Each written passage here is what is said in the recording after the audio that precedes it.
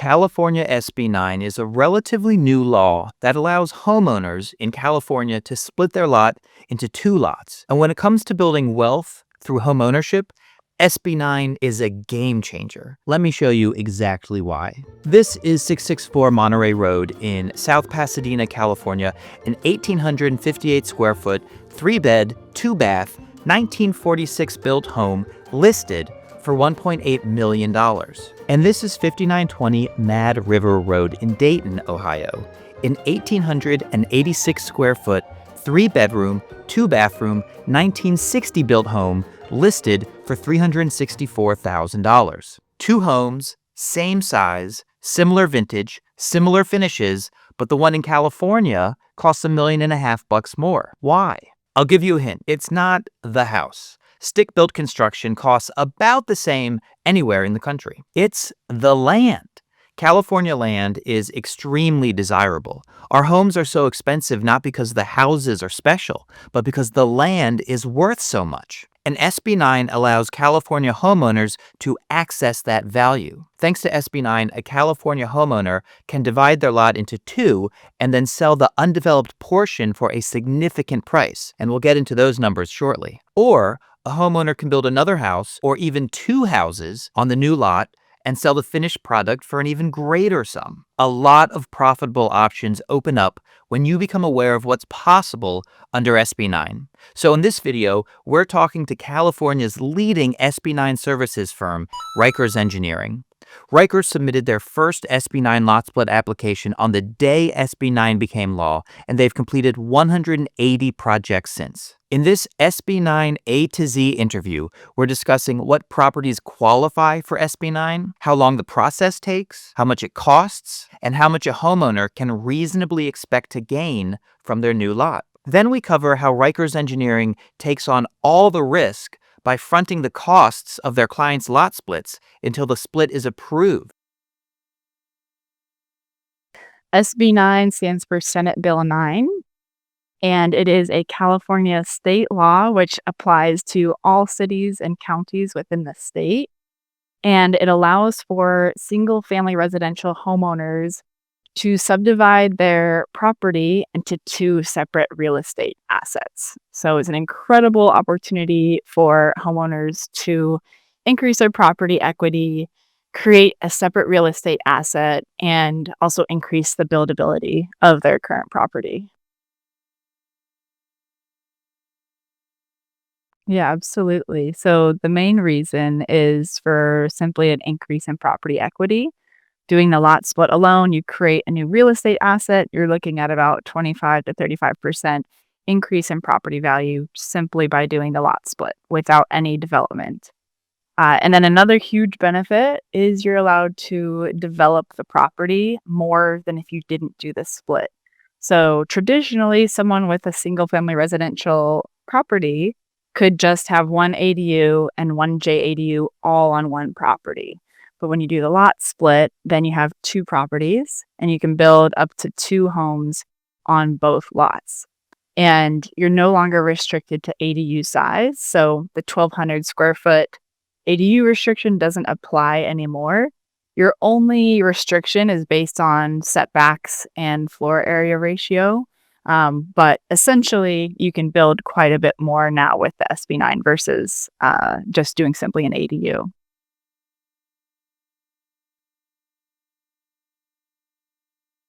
It really depends on the jurisdiction. We're seeing it vary pretty wildly. In certain jurisdictions, it's as little as 7 months.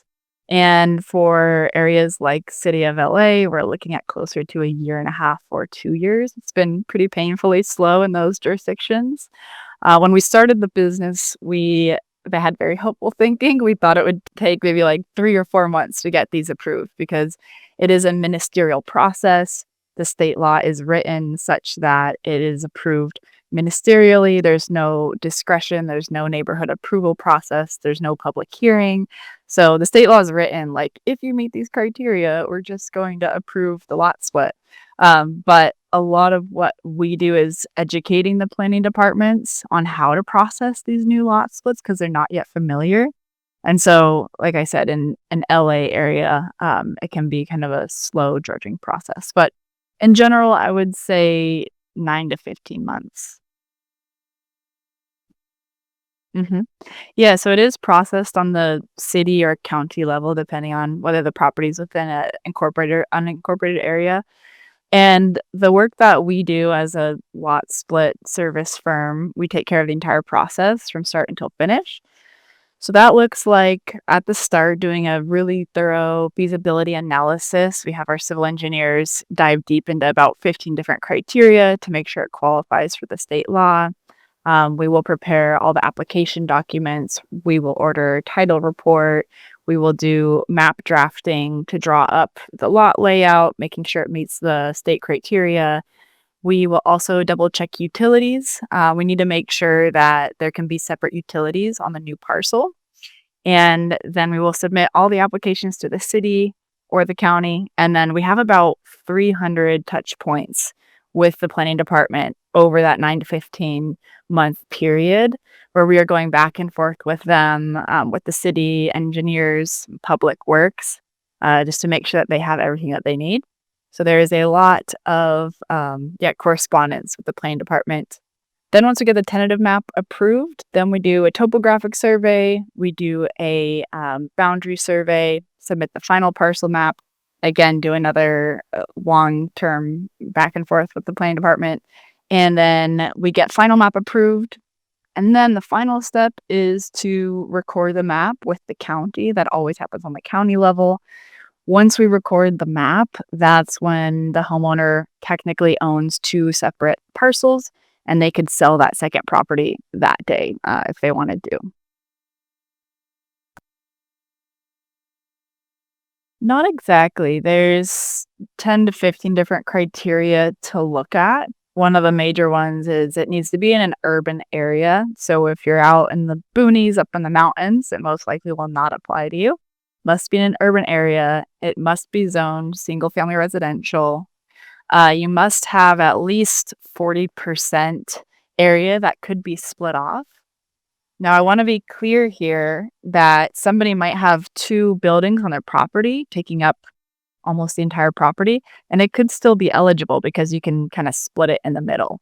But if you have one home taking up almost the entire property, that probably won't be a good candidate because we need at least 40% of the total area to subdivide off into the second lot.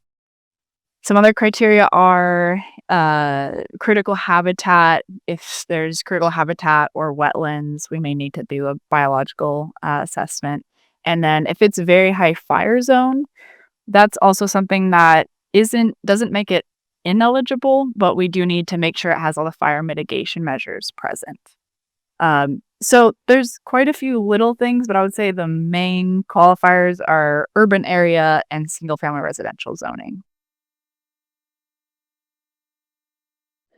The one requirement is the owner occupancy affidavit, and this is a document that a homeowner will sign stating that they intend to reside on one of the properties for 3 years after the lot split is finished. The key word is intend. It's kind of a gray area word there, but as long as the homeowner has the potential intention to be living on the property, then they're good to go. They can change their minds. That's okay. If someone decides to move, that's fine. But that's the main requirement is owner occupancy. However, I will say there's a couple jurisdictions that allow a tenant to sign the affidavit instead. So if you have a tenant living on the property, they could probably sign that agreement. And other than that, if you have a second residence on the new parcel, they will be required to have separate utilities connecting onto that second parcel. If it's just creating a vacant lot, they probably will not be required to have utilities connected right away. Another, let's see, one other requirement is one off-street parking space per parcel if they're not within a half mile of a bus stop. And besides that, there's really no other requirements. No other requirements to complete the lot split. Yeah, that's a great question. I mean, it probably doesn't vary too much from just looking at any sort of real estate. What makes real estate valuable is you have views. Are you in a high value area? Do you have access? So, ideally, having separate access is pretty valuable because that maintains privacy. Um, Aside from that,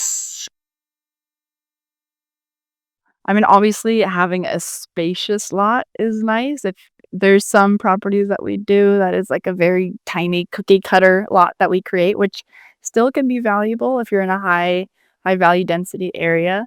But the more space you have to split off is obviously preferable. But yeah, I think it's kind of similar to what you might look at if you're just looking for property in general. Hmm. That's a great question. Yeah, maybe you haven't heard of it because they've all been coming to us.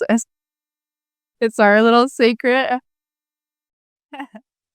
No, I mean, I think that's fair. I think there has been a lot less takeoff than everyone expected and hoped. And I think it's because planning departments have been so slow to pick up and accept the new law. It's been kind of like pulling teeth at times.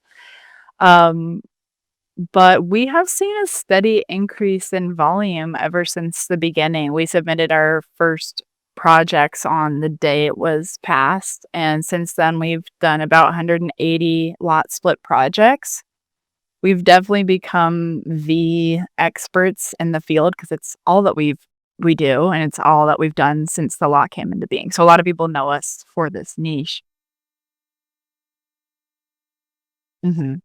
We've definitely got a lot more discerning. At the beginning, we just kinda took on any client that came to us, and now we do realize that there is a failure rate and there is a risk that we take on our end because 'cause we're investing our own capital into the project. So we're much more discerning now at doing a really thorough feasibility check at the outstart. So now I would say our failure rate, or I would say, like, our success rate is, about 85%, and then the 15% of projects that don't make it, we typically know within the first month and a half. Mhm. Yeah, again, it depends a bit on the jurisdiction, on the property, on the complexity, and the risk that we perceive. So the quotes vary between, I would say, about 50 to $75,000, and that includes all of the hard costs associated with the lot split. That includes the surveys, the civil engineering, the map drafting, the city or county fees, recording fees, all the project management, all the paper pushing and all that work. Um, what it does not include is any sort of construction or connecting utilities. So you're looking at about 50 to 75,000 for the lot split, and then potentially another 15,000 to connect, utilities to the new lot. Yeah, so typically our clients we work with clients who have properties that are at least $700,000 of value, and so typically we're seeing our clients have at least $300,000 equity gain after the lot split fees, so it's significant for a year and a half. Our clients don't have to do anything pretty much. We take on the majority of financial risk, and then at the end, they're left with a separate, real estate asset and 300 to $800,000 of increased equity. So there's a small upfront deposit that our clients pay just to have a little skin in the game and help us start off with our feasibility assessment. But besides that, our company is actually fronting all of the cash to pay for the hard costs and the soft costs for the project. So we're putting in anywhere between 30 and $50,000 of our own company's money into our client's project. And besides that small deposit, clients don't actually pay us a another milestone payment until we've gotten approval. So if we don't get tentative map approved for any reason, the clients don't have to pay us or reimburse us for our time spent or money that we've spent into their project. So we wanna create some sort of a guarantee because there is a risk involved, and we don't wanna be charging for our services unless we're actually, showing up with an approval in hand. Totally, yeah, so we recently finished a project in Santa Clara, and she had a primary home, and she had an ADU, and we split off the ADU for her. She put the ADU property on the market a month or 2 ago. It just sold for $1.4 million. So she just got to cash out on this ADU that was otherwise just sitting, a granny home on the lot. We had another client in Santa Barbara County that had 2 homes on the property. It was a brother and a sister, each with separate homes. They had inherited the property from their parents, and they wanted to have more independence on the lot, and they wanted to each have their own mortgage. And so we were able to subdivide the property for them, creating 2 separate properties with 2 separate loans. So that was a success story in Santa Barbara. And then finally, we had a client in Danville who we just finished subdividing their lot. The new lot is about 0.7 acres. They've got it on the market for $1 million. Hasn't sold yet, but you can see just how much value can be created just by splitting off part of the land that beforehand was not being used at all. A great question, and one we get a lot. The good news is there is no tax reassessment. So even though you're increasing your property value by 25 to 35%, you will not get reassessed on that value. So there won't be a reassessment until one day when you decide to sell off one of those parcels. It'll get reassessed, and then your property tax will actually diminish because you own less area. Essentially, what happens is your tax bill is just split onto 2 separate bills for the 2 APNs, and there's one small increase in tax, which is called a per parcel tax. Every, parcel pays the same amount. It's like a bunch of small fees, like a school district fee, a mosquito fee. So there's one tiny incremental increase, but the bulk of property taxes based on value does not get impacted by the lot split. Great question again. So the mortgage is not impacted. There is just a lien that goes over both properties, but the lender is actually not even notified because they're not impacted by the lot split. So there's no bank sign off required. Nothing changes with the mortgage.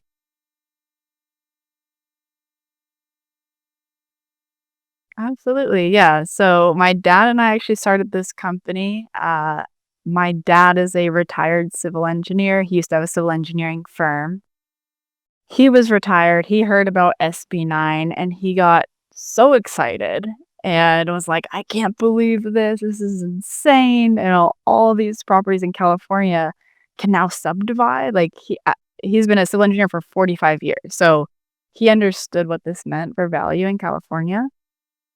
And so I joined him and we created this company together. And yeah, we haven't looked back since. So I'm really grateful to be working with him. We have an incredible team that's really dedicated to what we do, passionate about creating value in California.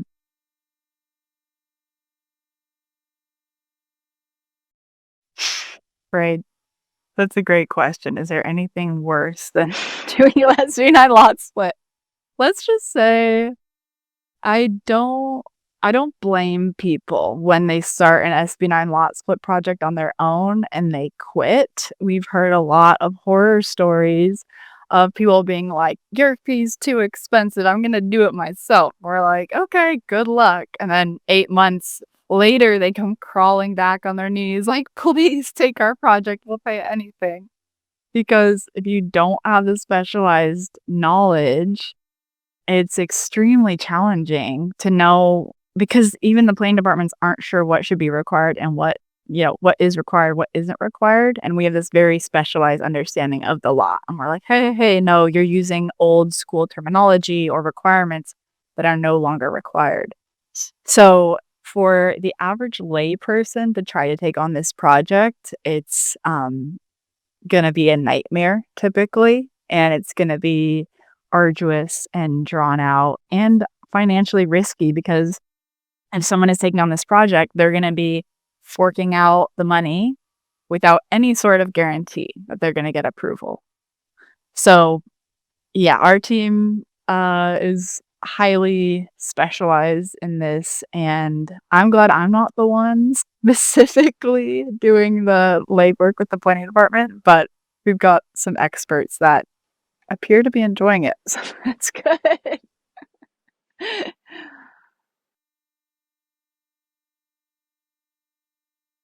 Yeah, I would recommend if people go to our website, or maybe we'll have a link below, they can do a free eligibility assessment. You just pop in your address, and our team has created a cool eligibility checker tool, which runs about 12 different criteria to check eligibility. And so, at least on the surface, you'll know whether it's eligible or not. And then if that looks good, then we'll follow up with you and offer a free consultation call, to learn more about you and, your property, your desires, and, then, yeah, we'll walk through the process with the homeowners.